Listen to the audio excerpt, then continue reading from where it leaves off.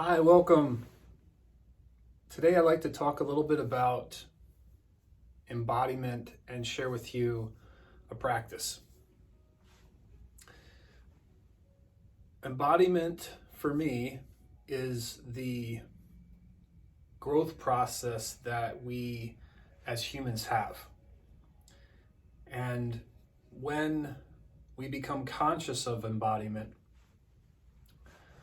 compassion becomes more and more and more. So I'll give you an example.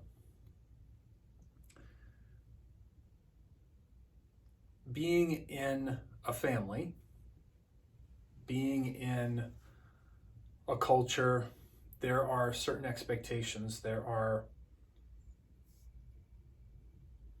hidden rules of conduct that we take on as children. We grow into this paradigm of, okay, for me to be here, I need to be a certain way. And also, there are certain patterns of survival that we learn to be safe. And as beautiful and supportive as our parents may or may not have been, even if they have been beautiful and very supportive, we will probably still not be able to be completely free of having any of patterns that protect us in some way. It's really hard for parents to meet all of our needs, no matter how good they are. So we learn to do what we need to do to be safe. And as a result of fitting into our families, fitting into our culture of which we came, we lose ourselves or never get a chance to meet ourselves, as it were. And so we are more focused on living from the outside in, that we're living and trying to meet all these expectations and meet all the demands of family and culture, society, and we ignore. Until we create safety and support for ourselves to know the truth, our authenticity, the gifts, to get a little bit of a glimpse, a little bit of a play of the gifts that we truly are. So speaking for myself, it's taken me, I'm 48 right now, and I laugh because it seems like such a fast journey and such a long journey at the same time. It's taken me 30 some odd years, at least 32 years, for me to just start to get a glimpse of me and the joy that I am and the love that I am. It's taken me quite a bit to get there because of how I grew up, which was quite the opposite. There wasn't much safety at all. And it's not that my parents didn't love me and support me. They did the best they could, but they were carrying a lot of pain and were in relationship with it. And so their trauma became my trauma. They definitely did things to love me, and they also did a lot of things that were very painful and traumatic. And so the experience of all of that caused me to have a lot of protection that I'm still working through. And through compassion, through getting support, I've been able to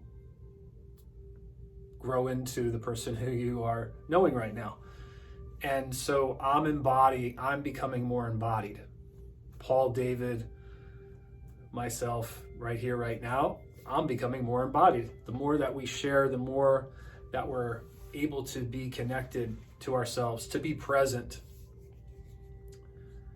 the more we become embodied. So from a person who did not know himself at all, and when my son was born, I started to get a glimpse of like, oh, this guy's pretty interesting. There's some more here that I didn't know. There's actually something here that I didn't know. And then I started to grow. And been very fortunate to have, I am very fortunate to have 3 children, and the experiences of being a parent has been incredibly powerful in learning to meet myself. My children brought up a lot of the experiences that I had as a child that I wasn't able to know. And so for me to move through those experiences and heal, been extremely necessary for me to be here right now, and also to get support from my partners. And I say partners because I have one with my first 2 children and one with my youngest, and they've been really helpful in gaining more awareness of myself as well. They've been quite a mirror, as my children have been. The understanding of me, knowing me, has been a part of the growth process of embodiment. So saying it in a different way, I know me because I have the contrast of what wasn't me. So the more that I'm able to start here and say, okay, I feel at ease, I feel peace, I feel inspired to be here and share this with you. This experience of me becomes more of the impotence of being in the world. Is that always the case? I wish it was always the case. Becoming more always the case, but there's still some protective patterns and survival that I'm working through. And so there's still times where I'm going outside in versus inside out. More and more I'm coming from me and sharing, going out, connecting, leading with compassion, leading with my love for me, and sharing that more and more. So the practice that I'm wanting to share with you is a practice of, it's a compassionate practice for sure, but the intention is more embodying you, learning about you. Even if what this conversation that you're listening to makes absolutely no sense to you, it's totally fine. If I listen to this 20 years ago,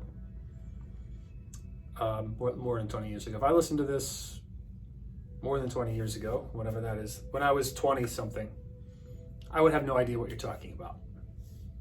I would have a little bit of an idea when you started talking about things about my parents and like fitting into a certain role in the family, being a certain way with the family. I would start to be like, that's starting to make some sense to me, but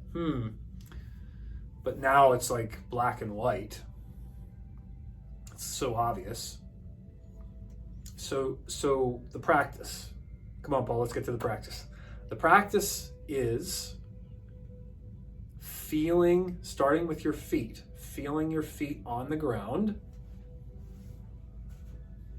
Really feel your feet, like put some weight into the middle of your feet. Feel those feet. Now, this is so important. So this is an energetic practice. Feeling your root, feeling your connection to the earth, feeling grounded, okay?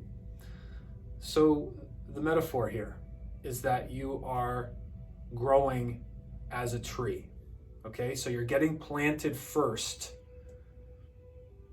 You're getting planted and we're working on breaking you open. Now, if you're already broken open, if you already feel like you're hearing what I'm saying and healing and doing your work and living from the inside out, beautiful. Thank you so much. I'm so inspired. I would love for you to leave a message in the comments about that process for you and all your processes. So much into that. So you're planting yourself and you're allowing yourself to be felt from the bottom up. Embodiment happens from the bottom up, in my opinion. So it happens from the body, being in the body, listening to the body, going through the body's experience. The body remembers everything the mind forgets.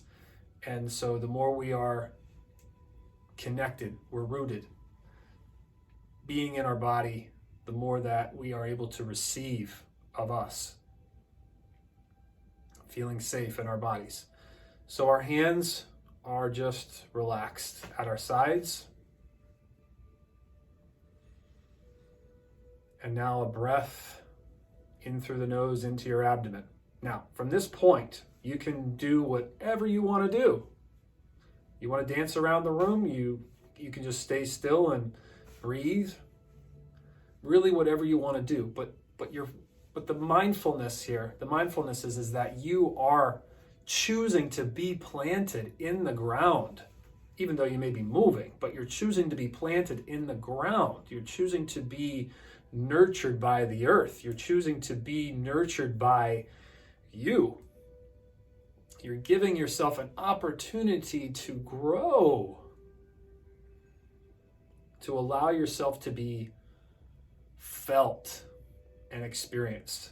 So this is an intentional, energetic practice. You plant yourself, you allow yourself to be felt connected, allow that to be felt in your body, and then you can move or not, but to be with that experience as you move, to be with that experience as you do whatever is you.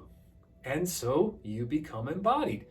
It's the nurturing love of Mother Earth and the energy of Mother Earth as we connect to it that really nurtures our growth, just like a tree. So much love. Thank you so much.